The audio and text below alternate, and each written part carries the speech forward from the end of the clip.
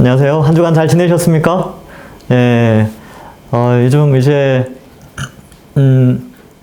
여러분들 백신 맞으시는 분들도 있고, 또 이제 코로나가 워낙 심해져가지고, 또 여러 가지로 또 염려가 되기도 하는데, 어쨌든, 안 걸리고, 안전하게, 그렇게 우리 지냈으면 좋겠습니다.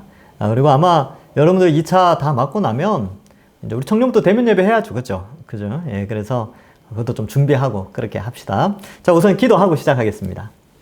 하나님 감사합니다. 오늘 또 이렇게 우리 청년들 영상 예배를 드릴 수 있도록 은혜 내려주시니 감사합니다. 코로나 시대에 신앙 잃지 않도록 하시고 이 하나님 말씀 잘 듣게 도와주시옵소서. 이제 오늘부터 지난주까지 다니엘서를 끝내고 오늘부터 디모데전서를 함께 살펴보려고 합니다. 말씀을 통하여 우리 청년들에게 은혜가 되어지게 인도하여 주옵소서. 감사드리옵고 예수님의 이름으로 기도하옵나이다. 아멘. 자, 오늘 디모데전서, 오늘부터 디모데전서 하려고 합니다. 그래서 1장 1절부터 11절까지 제가 읽어드리겠습니다. 잘 들어보시고 가정에서 예배 드리시는 분들은 성경책을 펴시고 이제 한번 보겠습니다. 디모데전서입니다. 우리 구주 하나님과 우리의 소망이신 그리스도 예수의 명령을 따라 그리스도 예수의 사도된 바울은 믿음 안에서 참 아들 된 디모데에게 편지하노니 하나님 아버지와 그리스도 예수 우리 주께로부터 은혜와 긍휼과 평강이 내게 있을지어다. 내가 마게도냐로 갈 때에 너를 권하여 에베소에 머물라 한 것은 어떤 사람들을 명하여 다른 교훈을 가르치지 말며 신하와 끝없는 족보에 몰두하지 말게 하려 함이라. 이런 것은 믿음 안에 있는 하나님의 경륜을 이룸보다 도리어 변론을 내는 것이라. 이 교훈의 목적은 청결한 마음과 선한 양심과 거짓이 없는 믿음에서 나오는 사랑이거늘 사람들이 이에서 벗어나 헛된 말에 빠져 율법의 선생이 되려 하나 자기가 말하는 것이나 자기가 확정하는 것도 깨닫지 못하는도다.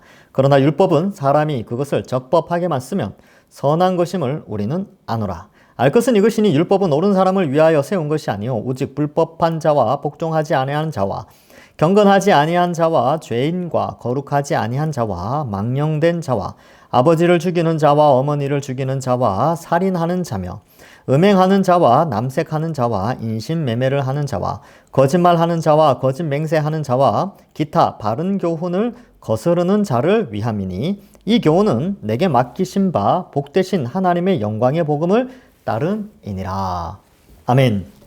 예, 이 디모데 전서는 이 바울이 디모데에게 쓴 개인 편지처럼 보이는 그런 내용이 있죠. 그런데 사실 이 디모데가 오늘 본문에도 나왔는데 이 에베소에 남겨뒀어요. 그래서 에베소 교회를 이제 감독하고 가르치는 에베소 교회의 목회자로 세워지게 됩니다.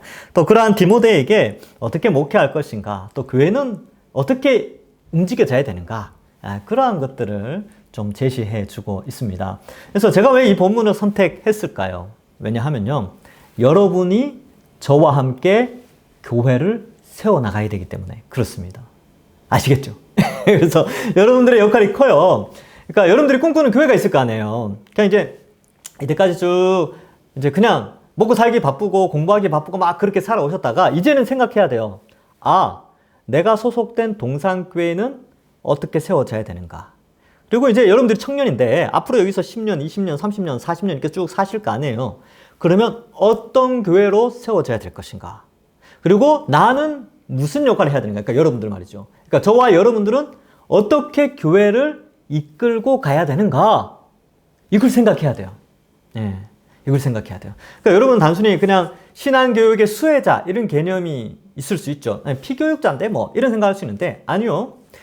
교육을 받아서 어떠한 교회를 세워나가는 리더의 역할도 감당을 해야 됩니다. 앞으로 저와 함께. 그러니까 이 디모데전서가 상당히 의미가 있어요. 그래서 저에게도 교훈이 되고 여러분들에게도 교훈이 되죠. 만약에 이게 목회자를 향한 책이었다면 성경에 들어가지 않았겠죠. 성경은 누구를 위한 책이에요? 모든 사람, 모든 예수 믿는 사람들이니까 저나 여러분들 공통적으로 이 본문을 통해서 함께 생각해야 될 게 굉장히 많습니다. 그래서 같이 한번 해봅시다. 예. 그러니까 단순히 그냥 청년부 나와서 그냥 말씀 배우고 이런 게 아니라 청년부 안에서 이 말씀을 통하여 나는 이제 동산교회를 어떻게 세워갈 것인가? 우리 담임 목사님과 어떻게 동산교회를 세워갈 것인가? 이거 고민해야 됩니다. 예, 어떤 교회를 세울 것인가? 그래서 성경에서 말하는 교회, 예, 그렇게 이제 세워가는 거예요. 그리고 여러분들이 원하는 목회자 상이 있을 거 아닙니까? 그죠? 그러니까 그런 목회자 상을 목회자 이제 목회하시는 우리 목사님들이 계시는데 그런 목사님들을 위해서 어떻게 기도해야 될지, 예, 그런 것들을 좀 준비해야 되고요. 제가 좀 멀리 내다보니까 제가 이제 25년 정도 지나면 은퇴를 해요. 그러면 그때는 여러분들은 은퇴를 안 하거든요. 그때는 여러분들이 이 동산교회에 기둥이 돼 있을 거란 말이죠. 그러면 그 다음 목회자를 어떠한 사람을 뽑아야 되는지에 대한 그런 지식도 좀 필요한 거죠. 아이, 목사님, 뭐 20년 후의 일을 벌써 이야기하십니까? 근데 이제 저는 좀 길게 봐요. 길게. 동산교회가 20년, 30년, 60년, 50년 이후에 어떻게 서 있을 것인가? 그 관점을 생각하면 지금 내가 잘해야 되는 거고, 지금 여러분들이 잘 준비돼야 되는 것이죠. 그래서 이 디모데 전서는 목회 서신이라고 하지만 사실은 교회 서신이고, 교회를 어떻게 세울 것인가에 대한 내용을 담고 있습니다. 그러니까 같이 공부해 봅시다. 네, 저와 여러분이 같이 공부해서 정말 이 동산교회 정말 멋있게 하나님이 기뻐하시는 교회로 한번 세워가 봅시다. 자, 볼까요? 1절과 2절은 흔히 아는 인사말이죠. 인사말인데, 뭐, 여기 이렇게 돼 있어요. 우리 구주 하나님과 우리의 소망이신 그리스도 예수의 명령을 따라 그리스도 예수의 사도된 바울은 이렇게 돼 있죠. 여기 보면 이제 구주 하나님, 우리의 소망 그리스도 예수. 왜 소망이에요? 왜 예수님 우리의 소망이죠? 예수님 부활하셨잖아요. 그러니까 우리도 그런 부활을 꿈꾸는 거죠. 지금 어때요? 질병 때문에 고통받고 막 죽음의 공포 속에 살죠, 사람들이.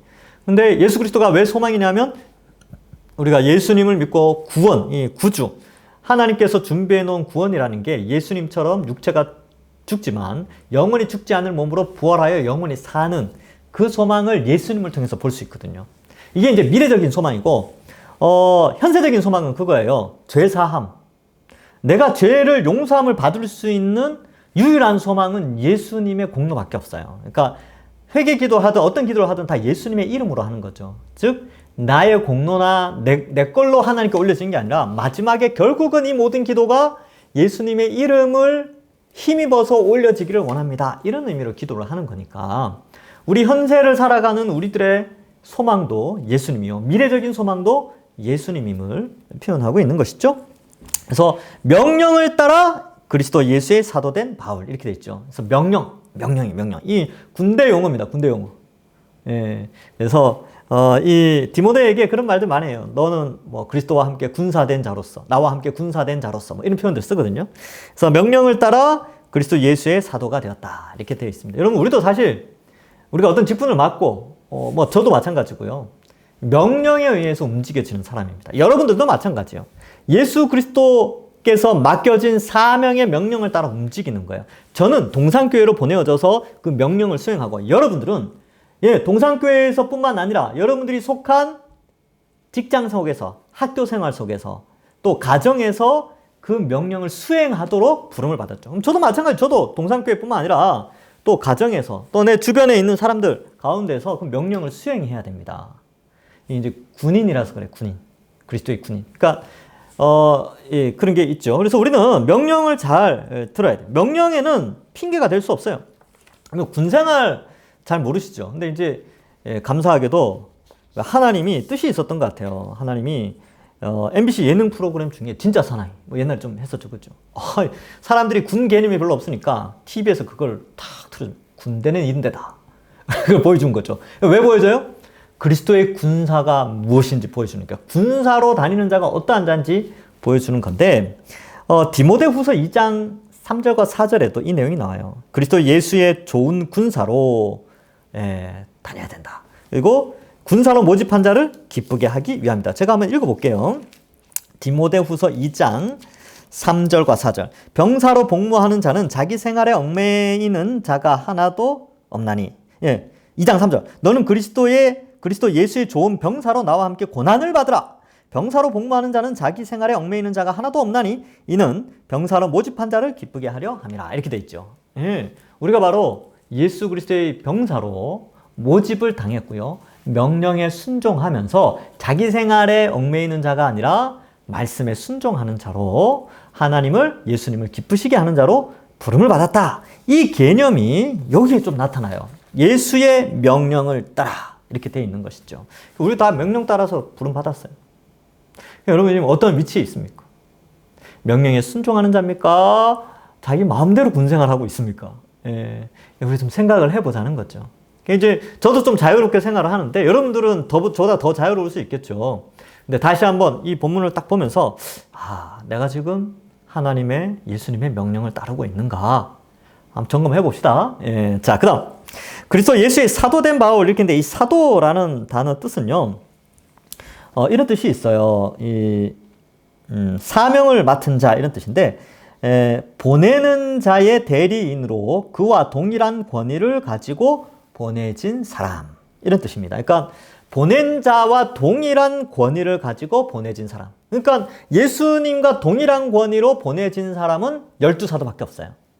그리고 그 이후로는 사도가 없습니다. 예수님과 동일한 권위를 가진 자가 없죠. 그래서 사도행전에서 사도들이 예수님처럼 귀신도 쫓아내고 질병도 고치죠. 그죠? 그래서 그 이후로는 이런 사도적 속성이 사도가 없어요. 그래서 오늘날 막 자기가 사도다, 내가 사도다, 뭐 신사도 운동이다, 지네들끼리 네 사도해라, 너도 사도해, 막 이렇게 하는 집단들이 있어요. 이단 집단입니다. 오늘날 사도가 없어요. 그래서 우리 믿음의 선배들이 이런 이상한 짓거리를 하는 사도들이 등장할까봐 이제 이 사도의 정의를 내려놨어요. 이 사도의 정의. 그럼 사도가 뭐냐? 첫 번째, 예수님을 직접 부른 사람. 두 번째, 예수님의 가르침을 직접 받은 사람. 세 번째, 예수님의 부활을 직접 목격한 사람. 요 자격이 갖추어져야 돼요. 그렇지 않으면 사도가 될 수 없습니다. 그래서 12사도 외에는 사도가 없어요, 이제는. 그러니까 어때요? 성경도 멈췄죠. 성경 기록도 끝났어요. 계시가 멈췄다는 거죠. 그래서 여러분 사도행전의 모든 기적들은 그 기적이 그들이 사도의 권위, 즉 그를 보내는 예수님의 권위가 그대로 이양되어졌기 때문에 그와 동일한 권위를 가지고 있기 때문에 그러한 기적이 나타난 것입니다. 그렇게 이해를 하셔야 돼요. 자, 그 다음 보낸 자의 사도는 보낸 사람의 권위를 생각하여 보낸 자의 임무와 삶을 나타내야 된다. 그래서 사도들의 삶은 그리스도의 삶과 동일한 선상에서 나타나야 됐어요. 그렇게 산 거죠. 그러니까 우리도 마찬가지. 그러니까 이제 이게 명령을 수행하는 자의 본을 이 사도들을 통해서 보냈는데 우리는 사도는 아니지만 우리도 다 그리스도의 군사로서 살아가야 되죠. 디모데는 사도였어요? 아니었어요? 아니었어요. 디모데는 에베소 교회 목회자였습니다. 그죠? 디모데를 사도라고 누구도 이야기하지 않습니다. 그럼에도 불구하고 그리스도와 함께 좋은 군사로 다니자. 뭐 이렇게 표현하는 거죠. 그래서 이 바울은 사도였죠. 그런 권위를 가지고 있었습니다. 그 사도인 바울이 2절에 보면 믿음 안에서 참 아들 된 디모데에게 편지한다. 바울은 아들이 없었죠. 근데 믿음 안에서 참 아들 되었대요. 왜 그럴까요? 아들은 어떤 특징이 있어요? 아버지와 아들. 그러면 옛날에 뭐 개그 프로에 그런 게 있었죠. 아빠와 아들 뭐 그런 거 있었어요. 아빠 따라하고 막 그런 게 뭐 있었던 것 같은데 아빠와 아들은 닮아가요. 왜냐하면 늘 붙어 있으니까. 그래서 말투도 따라가고 뭐 저도 아들이 있는데 막 뭐 웃는 모습 이렇게 이제 제가 이게 아들 보면 이게 지그시 쳐다보면서 웃을 때가 있거든요. 어느 날 보는데 지가 나를 지그시 쳐다보고 있어. 그러니까 이제 나 따라하는구나. 제가 이게 왜 이 말씀을 하냐면 여기 나오는 믿음 안에서 참 아들 이 표현은 바울이 가지고 있던 사상, 바울이 가지고 있던 복음, 바울이 가지고 있던 예수 그리스도에 대한 인식, 이해, 복음에 대한 뭐 열정 이런 것들이 디모데에게 그대로 닮아 있다라는 것을 바울이 나타내는 거예요. 야, 너 내 아들이다. 믿음 안에서 참 내 아들이다. 내 신앙과 여러분들 그런 의미에서 여러분들이 저의 아들, 딸이 됐으면 좋겠어요. 제가 가진 신앙, 제가 가진 그럼 복음의 이해, 그리고 제가 가진 교회관, 목회관, 성경관, 그리고 뭐 그런 개혁적인 가치관들 이런 것들을 좀 저로부터 배우고 닮아가셔야 됩니다. 그러면 일이 일어나요. 하나님이 이러한 공동체를 통하여서 주의 교회를 잘 세웁니다. 저 닮아가시면 돼요. 원래 이게 목회관이 그런 거예요. 여러분, 교회 성도들은요, 담임 목사 닮아가요. 그래서 교회가 어떤 교회냐 평가할 때 담임 목사를 보면 어떤 교회인지 알 수 있거든요. 그러니까 여러분, 저를 닮아갈 수밖에 없고, 제가 닮지 마 해도 닮아가게 돼 있어요. 같이 하니까. 예, 같이 하니까 그런 거예요. 그래서 믿음 안에서 참 아들 된 디모데. 여러분, 믿음 안에서 여러분들이 저와 믿음을 공유하고, 저희 믿음을 닮아가고, 저희 믿음을 따라하고, 제가 가진 성경 지식을 다 쏙쏙 받아들여서 잘 양육되어졌으면 좋겠습니다. 저는 진짜 그래요. 제 머릿속에 있는 모든 신학적 지식이, 성경적 지식이 다 여러분들 머릿속에 쑥쑥쑥 들어갔으면 좋겠어요. 그러니까 아들이 밥 잘 먹으면 되게 기분 좋거든요. 자녀가 밥 잘 먹으면 기분이 좋아요. 여러분들이 이 생명의 말씀의 밥을 좀 잘 꿀떡꿀떡 잘 먹었으면 좋겠습니다. 그렇게 되면 이제 나중에 제가 이야기하는 내 믿음 안에서 참 딸, 참 아들 된 누구누구 이렇게 좀 이야기하고 싶어요. 저도 그렇게 인정받고 싶어요. 개혁주의자들의 믿음, 우리 믿음의 선진들의 그 믿음의 참 아들로서 제가 좀 이렇게 명칭이 좀 불려졌으면 좋겠어요. 그렇게 하려면 어떻게 됩니까? 공부 열심히 해야죠. 말씀 잘 받아 먹어야죠. 그래서 이런 훈련을 좀 같이 한번 해봅시다. 그러니까 저랑 같이 있으면 뭐 그렇게 해야 되지 않을까요? 그죠? 예. 하여튼 좀 재밌게 좀 잘 가르치면 더 재밌을 텐데. 원래 같은 재료라도 맛있게 요리해서 먹이면 더 맛있잖아요. 그죠? 예. 기도해 주십시오. 예. 자, 제가 말씀을 잘 요리해서 잘 먹이는 자로. 그러니까 좋은 재료를 잘 구분해야 되겠죠. 요리하는 법도 잘 배워야 되겠고, 이런 것들 공부를 좀 많이 해야 됩니다. 자, 어쨌든 디모데는 그랬다는 거예요. 하나님 아버지와 그리스도 예수 우리 주께로부터 은혜와 긍휼과 평강이 내게 있을지어다. 은혜는 하나님으로부터 주어지는 건데 자격 없는 자에게 거저 주시는 선물이란 뜻이에요. 그러니까 그런 하나님께서 우리가 참 자격이 없는데 매일매일 은혜로 하나님의 선물로 우리를 지켜주기를 기도하고요. 긍휼이라는 것은 이제 불쌍히 여김인데, 여러분, 이 세상이 워낙 거칠다 보니까 우리 힘으로는 세상 가운데서 믿음 안에서 살기가 참 쉽지가 않아요. 맞죠? 예, 맞죠. 그죠? 여러분 생각해봐요. 이렇게 교회 오면 참 믿음 지키기가 좋은데 교회 문 밖을 나가면 믿음 지키기가 힘들어요. 가정이든 직장이든 학교든. 그러니까 뭐가 필요하냐면 하나님의 은혜가 필요하고 하나님이 우리를 불쌍히 여겨주셔야 돼요. 긍휼. 그래야 믿음을 지킬 수가 있거든요. 그 다음에 평강. 이 세상 바라보면 평강이 있습니까? 없죠. 패닉 상태지 뭐. 준비되지 못한 자들은 패닉 상태에 빠지는 거예요. 어떡하냐. 또 이렇게 서울 시내에 집값이 이렇게 폭등하는. 제가 아는 형이 있어요. 터키에서 전문인 선교사라 그래가지고 이렇게 직장 생활도 하고 선교 사역도 하고 막 그렇게 하는데, 여러분, 터키 집값이 폭등을 했대요. 폭등을. 집을 못 구하고 있어요. 지금 집을 구하려고 그래도 구할 수가 없대요. 너무 폭등을 해가지고 월세가 막 수십 배로 떼버리니까. 그래서 그거 가지고 기도 제목 내고 있고, 그리고 외국인들한테는 월세를 더 안 주는, 지금 선교사님들 굉장히 힘들어요. 근데 그런 상황이래요. 예. 그래서 이제 그런 이야기를 하는데, 전 세계적으로 좀 그런 것 같아요. 이렇게 약간 패닉 상태? 경제적인 부분에 있어서. 세계적인 공황 상태처럼 그런 건데, 여러분들도 동의를 하죠. 여러분도 동의를 해요. 작년, 올해 집값이 계속 뛰죠. 이럴 때 평정심을 찾으십시오. 이럴 때 미래를 하나님께 맡겨요. 미래를. 제가 뭐가 있겠습니까? 저도. 그죠? 예. 제 아들한테 미안하지만 물려줄 집이 없어요. 예. 우리 아버지도 집이 없어요. 우리 아버지가 집이 있다 그래도 그 집은 형님한테 갔겠죠. 형님이 지금 모시고 계시니까. 그냥 미래에 대한 몰라요. 없어요. 그런데 별로 두렵지가 않아요. 그냥 하나님 알아서 해주시겠죠. 제가 우리 집사람하고도 오늘 아침에도 이야기했어요. 아침 먹으면서. 이런저런 이야기가 나왔길래, 그렇게 이슈가 되는, 주변에 누가 그런 이야기를 하길래, 집사람도 그래요. 여보, 걱정하지 않아. 하나님 알아서 해주시겠지, 그러고 살고 있어요. 예. 이렇게 살고 있습니다. 나중에 조금 싼 데로 가면 되지, 안 되면. 그죠? 꼭 서울에 살아야 됩니까? 물론 서울에 사실 수 있는 분들은 사십시오. 예, 괜찮습니다.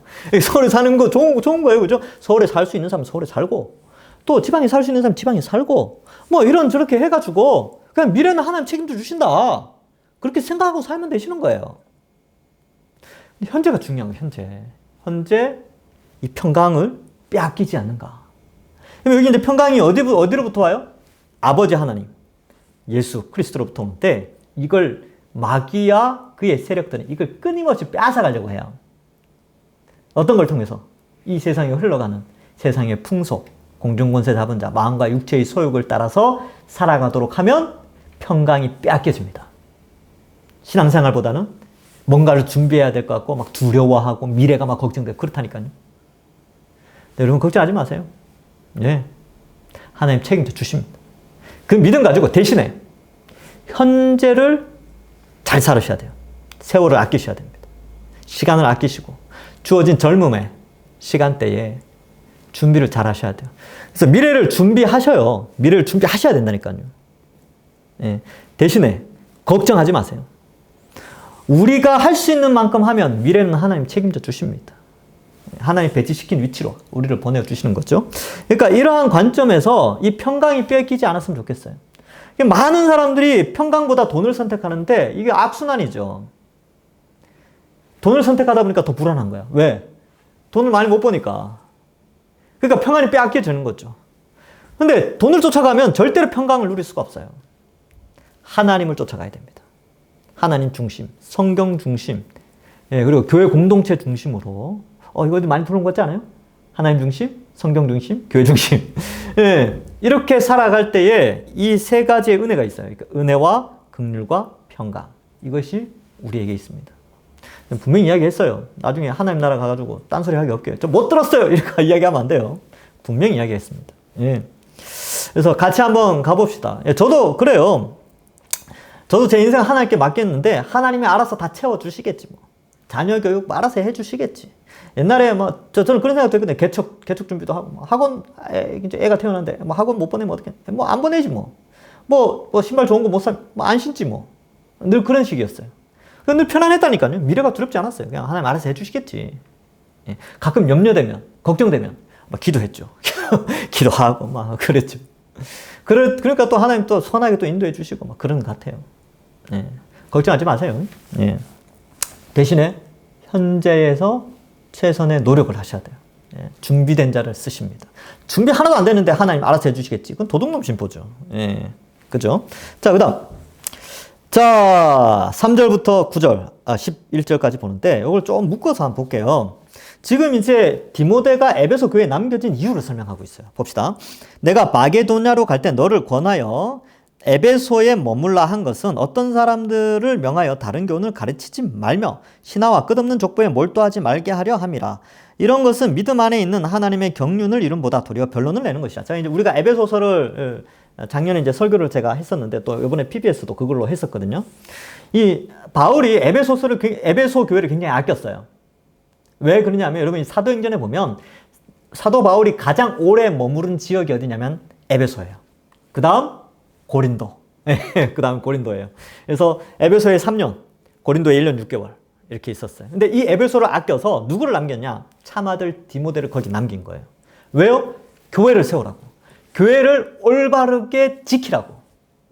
세워놓은 그 디모데를 거기 보낸 거죠. 그래서 첫 번째 3절에 보면 다른 교훈을 가르치지 말며 이렇게 돼 있죠. 이 다른 교훈이 어떠한 형태로 나타났냐면 신하와 끝없는 족보에 몰두하게 하는 어떤 다른 교훈이에요. 그래서 그 결과가 어떻게 됐냐? 신하와 끝없는 족보가 몰두하게 되면 4절 끝에 보면 변론을 내죠. 이 변론을 낸다는 게 이게 다툼이에요. 다툼, 논쟁, 싸움이 일어난다는 거죠. 싸움. 그래서 싸움이 일어나서 어떻게 되느냐? 7절에 보면 율법의 선생이 되려 하나. 이렇게 되는 거예요. 이게 목적이죠. 뭐냐 하면 봐요. 다른 교훈을 쫓아서 신하와 족보에 몰두해서 어떻게 돼요? 변론을 만들어낸 다음에 변론에서 이긴 자는 어떻게 돼요? 율법의 선생이다. 이렇게 인정받는 거죠. 그러니까 여기에 나오는 신하와 끝없는 족보는 율법을 증명하기 위한 수단으로서 들어온 그런 것이고, 이런 전형적인 율법의 선생, 남보다 논쟁을 통하여 내가 높아지는 것을 통하여서 인정받으려고 하는 것이 대표적인 유대교 안에 있는 형태였어요.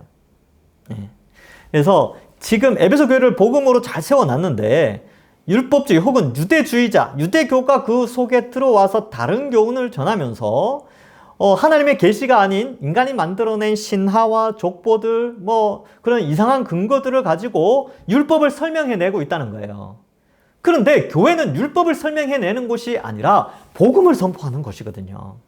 그러면서 자기들의 위치를 높이기 위하여 율법의 선생이 되려고 하는데 그렇게 하지 않도록 이 디모데를 보낸 것이죠. 그러면 우리도 마찬가지예요. 여러분, 교회 공동체 안에는 이런 복음이 아니라 다른 교훈, 이런 것들이 들어올 수가 있어요. 다른 교훈이 충분히 들어올 수 있죠.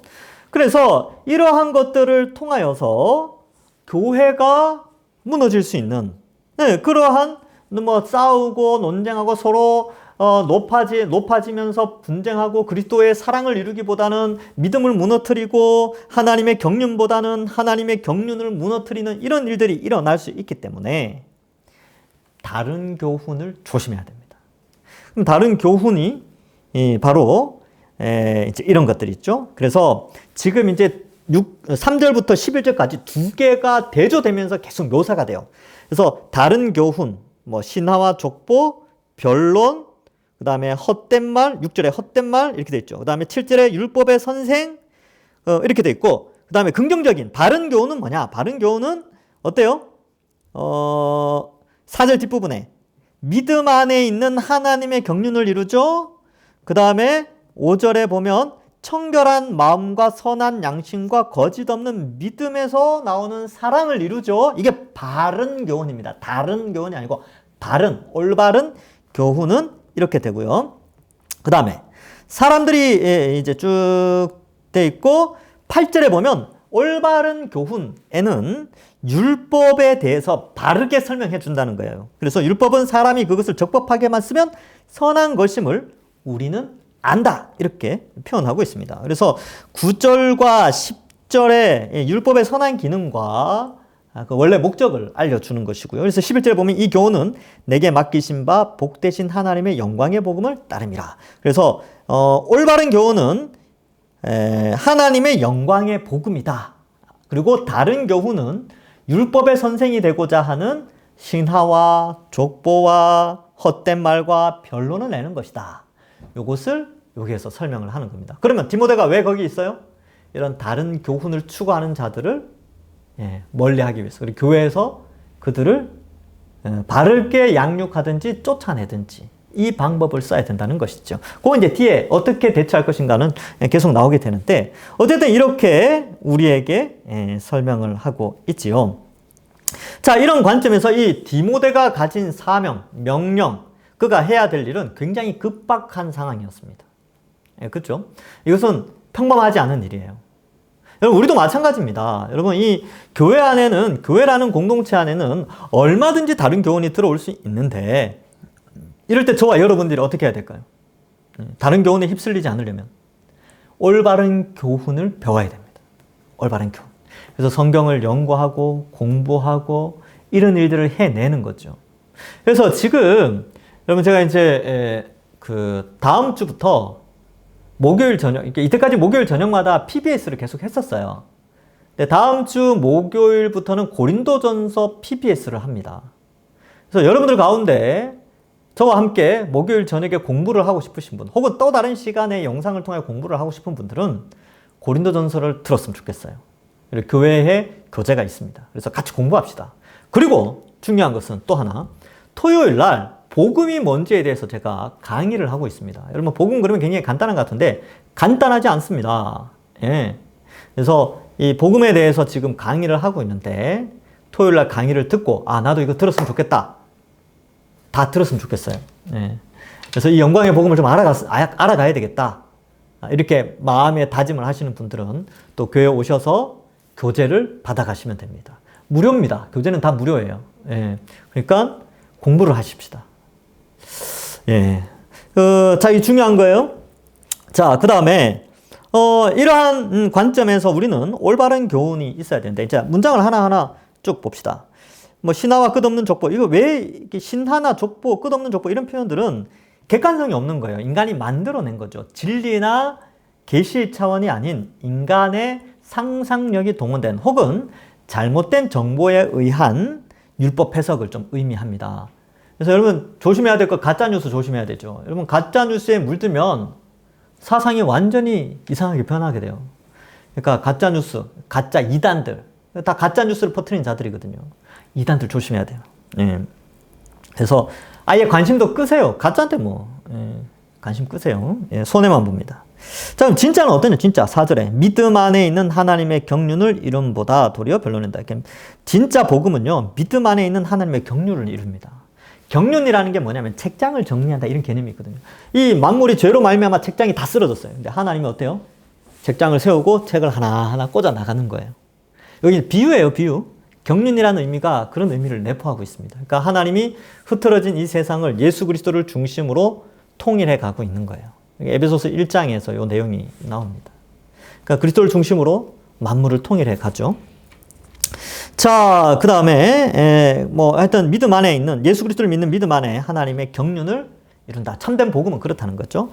자, 5절에 이 교훈의 목적, 복음의 목적은 청결한 마음과 선한 양심과 거짓이 없는 믿음에서 나오는 사랑이다. 이렇게 되어 있죠. 그래서 여러분 예수님 믿고 나면, 선한 양심으로 바뀌어요. 악한 양심. 우리 양심이 타락했거든요. 그러니까 양심에서 냄새나던 자들.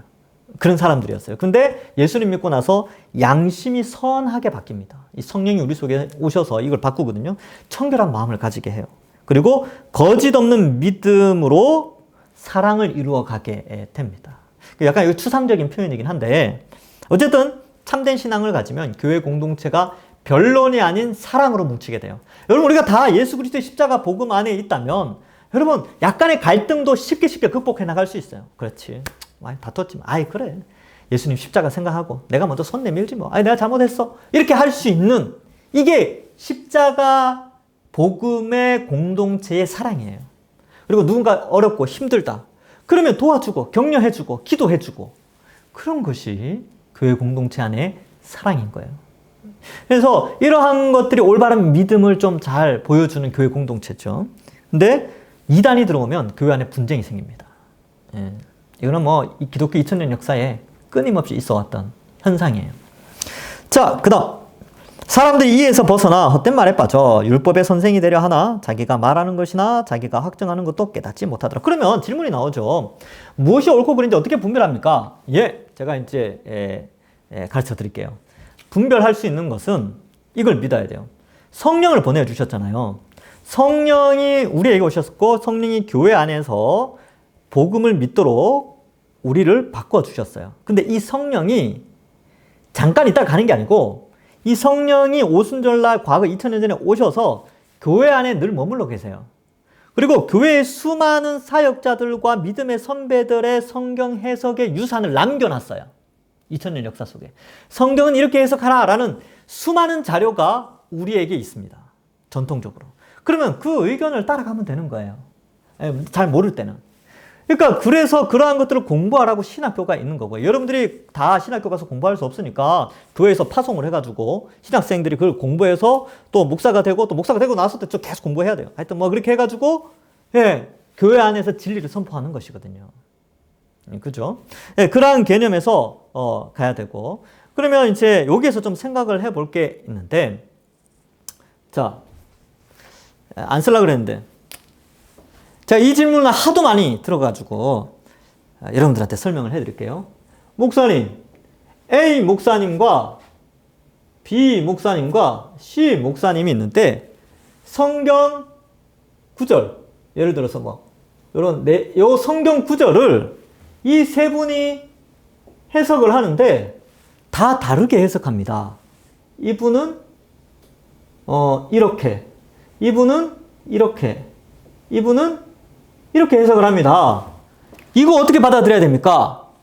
라고 이제 많이 제가 질문 많이 받았어요. 그래서 여기에 대한 답변을 드릴게요. 제가 아까 해석의 근거를 이야기하는 것 중에 이런 PBS 우리 같이 해봤잖아요. 거기에 해석학에 대한 이야기를 했었어요. 첫 번째는 이제 본문, 그리고 앞뒤 문맥. 첫 번째 조건은 뭐냐? 우리 국문학과 있죠, 국문학과. 해석의 첫 번째 하는 건 첫 번째는요. 해석은 글입니다, 글. 그래서 문법 체계를 따라가면 돼요, 문법 체계. 문법 체계를 따라가서 글을 해석하는 거예요. 이게 1차죠, 맞죠? 1차. 그래서 여러분들 PBS 우리 같이 할 때 거의 다 국어와 연결돼 있어요. 국어. 윗글에 문단에 제목을 붙이시오. 그 옛날에 초등학교 때 국어 시간에 했잖아요. 그죠? 그다음에 윗글에서 강조점은 무엇입니까? 이런 거. 예. 그러니까 문법 체계에 따라서 성경을 해석하면 되고요. 두 번째로는 글이지만 문맥에 의해서 해석을 해야 되잖아요. 문맥. 문맥은 뭐예요? 앞뒤 문맥이죠. 앞뒤 문맥. 근데 이 앞뒤 문맥이라는 게 성경 전체에서는 창세기부터 요한계시록. 요 안에 이 창세기부터 요한계시록 안에 이 내가 지금 보고 있는 본문이 어떻게 해석되어지는가. 이걸 알아야 되죠. 이게 문맥적 해석입니다. 그죠? 근데 이걸 이제 신학적 해석이라고 표현하는 사람들도 있어요. 그 다음에 세 번째가, 여기 세 번째가, 이제, 역사적 해석이라고 그래서, 이걸 뭐 정통적 해석이라고도 하는데, 2000년 기독교 역사 속에서 이 본문을 어떻게 해석해 왔는가. 이것도 아주 중요합니다. 왜냐하면 성령이 2000년 기독교 역사 속에서 일해왔기 때문에, 교회를 지키고 진리를 수호해 오셨기 때문에 이 해석도 굉장히 중요합니다. 그래서 이러한 체계를 가지고 이제 가는데 이걸 문법적 해석, 역사적 해석, 신학적 해석이라고 그래요. 해석하기 3대 법칙. 이거예요. 자, 그러면 요 세 분의 해석이 이렇게 각각 다른데 이 원칙을 따르는가를 살펴야 되고, 자, 그래서 이제 그 어떤 한 분이, 제가 이제 어떤 설교를 딱 했어요. 고린도전서 설교를 할 때. 목사님, 그건 목사님 생각 아닙니까? 저 어떤 큰 교회 목사님은 이렇게 해석을 하던데요? 이렇게 하는 거예요. 근데 큰 교회 딱 보니까, 딱 알겠더라고요. 자, 그 해석에 역사적 해석을 들어가는 거예요. A라는 목사님이 제대로 해석을 했다고 칩시다. 이 해석을 추적해 보니까, 이제 이게 우리 교단이라고 칩시다. 그래서 총신. 그 다음에 총신은 미국의 웨스터민스터 신학교. 웨스터민스터는 구 프린스턴. 그래서 이렇게 가면 여기에 뭐 정통주의 뭐 이런 게 있어요. 정통주의. 이렇게 하면 뭐 종교개혁. 이렇게 하고 이렇게 쭉 가서 뭐 이렇게 그죠? 그다음에 초대 교부. 그다음에 뭐 이렇게 사도 이렇게 되는 거예요. 그다음에 이렇게 되겠죠. 그죠? 그래서 요런 전통적인 형태에서 해석을 한 형태고, 요분을 딱 살폈는데 요분도 총신이야. 요분 총신인데 이분이 설교한 거는 웨스트민스터 쪽이 아니고 퓰러라는 데가 있어요. 퓰러 신학교 해석을 딱 가지고 와서 가는데, 이 퓰러 신학교는 신생, 즉 웨스트민스터의 신학과 오순절, 그러니까 새로 생겨난 19세기 말 20세기 초에 생겨난 오순절 펜타코스탈리즘이라고 하는데 그쪽 계통이에요. 이게 통합된 학교입니다. 그래서 여기에 이단들이 꽤 많이 있어요. 여기에 대표적인 사람이 피터 와그너 뭐 이런 사람들인데, 신사도 운동 이런 거 만들고 제3의 물결 이상한 집단을 만들어낸 피터 와그너가 이 퓰러 신학교 교수입니다. 이쪽 영향을 받은 사람이 성경을 해석하고, 이 사람은 이 사람은 우리 교단이 아니야. 그럼 이건 해석 제외. 우리 교단 아니니까 이건 아니에요. 그래서 이제 요런 제가 이제 역사적 배경을 좀 설명을 해줬어요. 그래서 나는 우리는 이쪽이다. 우리는 이쪽이에요. 우리는 이쪽인데 이쪽은 이쪽이다. 전통적이지 않다. 이쪽은 이쪽은 뭐 감리교 뭐 아니면 뭐 구세군 뭐 이런 쪽이다. 그래서 설명을 해줬죠. 그러면 우리가 속해 있는 교단성 혹은 우리가 속해 있는 이 동산교회 안에서는 이러한 해석으로 가는데, 그럼 여기는 구원이 없느냐? 그렇게 말할 수는 없죠. 완전히 이단 집단 같은 경우는 구원이 없지만 이 가운데에서도 뭐 성경 해석학적으로는 좀 약간의 차이점은 있지만 이러한데 이런 해석을 한다. 단지 이러한 해석으로 가는 게 제일 안전하다. 안전. 여러분, 진리는 안전해요. 이게 천국과 지옥을 가르는 문제이기 때문에 가장 안전한 방식으로 가야 됩니다. 그래서 제가 보수적이에요. 이 보수적이라는 것은 진리에 대해서만큼은 철저하게 보수적입니다. 예. 그러니까 이 진리라는 게 성경 안에 있는 내용에만큼은 철저하게 보수적이에요. 그러니까 이러한 형태들의 해석들이 여러 명이에요. 제가 이 질문을 하도 많이 받아가지고 제가 이 질문에 답할 수 있도록 준비를 해놔야 되기 때문에 공부한 적이 있어요. 그래서 하여튼 이렇게 쭉 했는데 이런 형태로 가야 됩니다. 그래서 여기에 봐요. 율법의 선생이 되려고 온갖 신화와 족보와 뭐 이런 것들을 막 끌어들여요. 이단 사상 이런 것들을 막 끌어들이는데 그게 문법적으로 맞느냐, 신학적으로 맞느냐, 문맥적으로 이렇게 이 창세기부터 요한계시록 안에서 세 번째 역사적 전통적으로 그렇게 해석을 해왔는가, 아니면 중간에 이 역사의 흐름 속에 중간에 끼어든 해석인가, 이걸 구분해내야 돼요. 그러니까 절 따라오시면 된다니까요.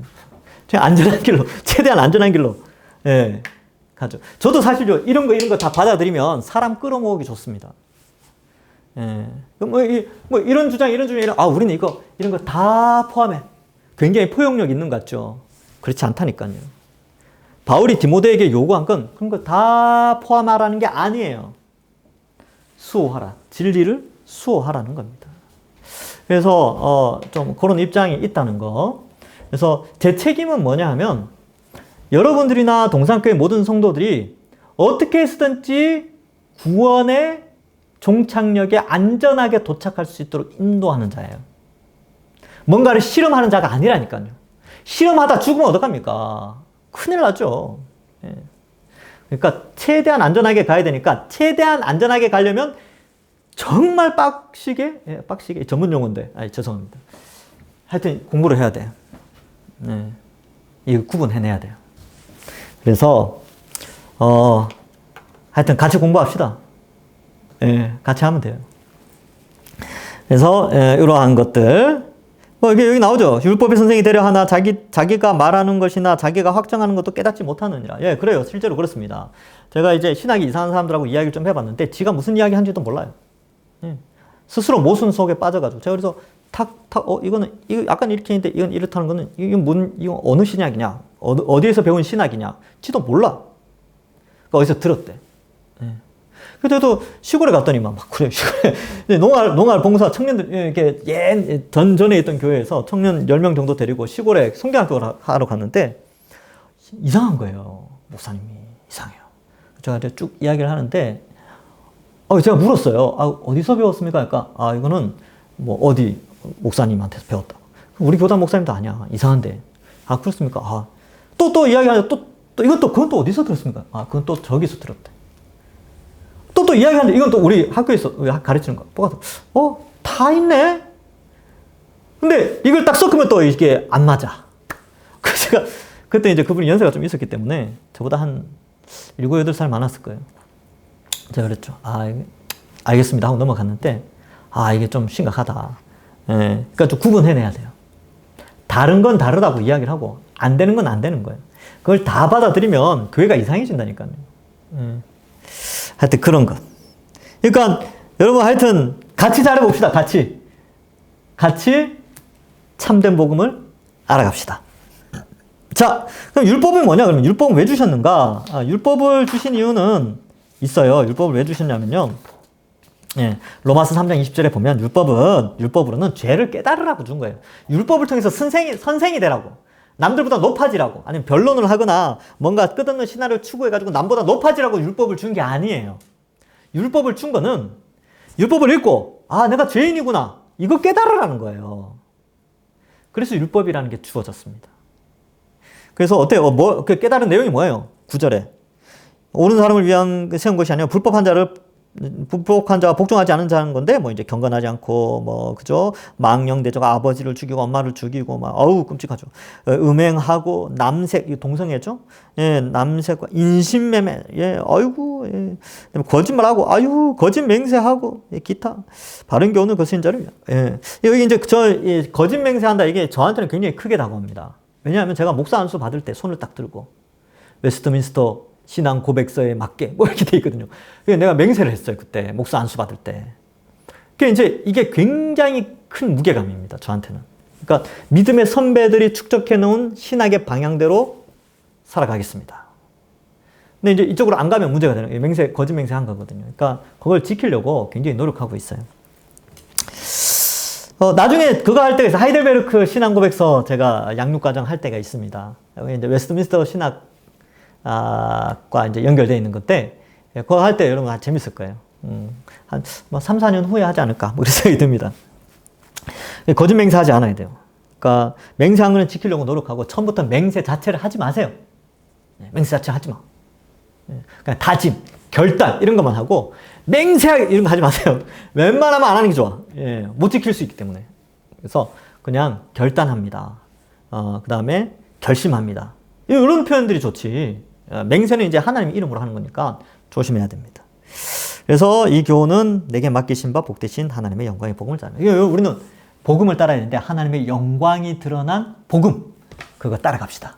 이제 바울이 디모데에게 초장부터 그 이야기 하는 거예요. 야, 복음 따라가자. 다른 거 기웃거리지 말고 그거 다 교회 안에 들어오면 분쟁만 일어나니까 그거 다 빨리 잘라내. 그런 뜻입니다. 우리 같이 여러분과 제가 동산교회 잘 세워봅시다. 여호와의 구원은 수에 많고 적음에 있지 않느니라. 저는 그렇게 생각합니다. 여러분 청년들, 여러분들 소수지만 힘이 있어요. 하나님 여러분들 통하여 이 교회를 세워나가십니다. 그 믿음 가지고 이번 한 주간도 신앙생활 잘하고 우리 함께 교회 잘 세워 나가봅시다. 이 혹시 설교를 듣는 어르신들이 있다면 우리는 제외하느냐? 괜찮습니다. 같이 합시다. 같이. 제가 뭐 청년들만 뭐 교육합니까? 아니죠. 양육하고 설교하는 거 다 어른들 다 포함되는 거예요. 연세 드신 분들도 다 똑같습니다. 같이 교회를 교회답게 진리를 수호하고 영혼을 구원하며 그렇게 활동합시다. 이게 영상으로 하니까 청년들하고 대면하면 우리끼리 청년 이야기 할 수 있는데 이 영상을 또 어른들이 보시거든요. 그러니까 또 약간 또 신경도 안 쓸 수 없으니까 이렇게 이제 같이 잘해보겠습니다. 그러한 정말 교회를 아름답게 세워가는 우리 모든 주의 백성 되기를 주님의 이름으로 간절히 축원합니다. 기도하겠습니다. 하나님 감사합니다. 우리를 택하여 주시고 동산교회의 성도로 세워주시니 감사합니다.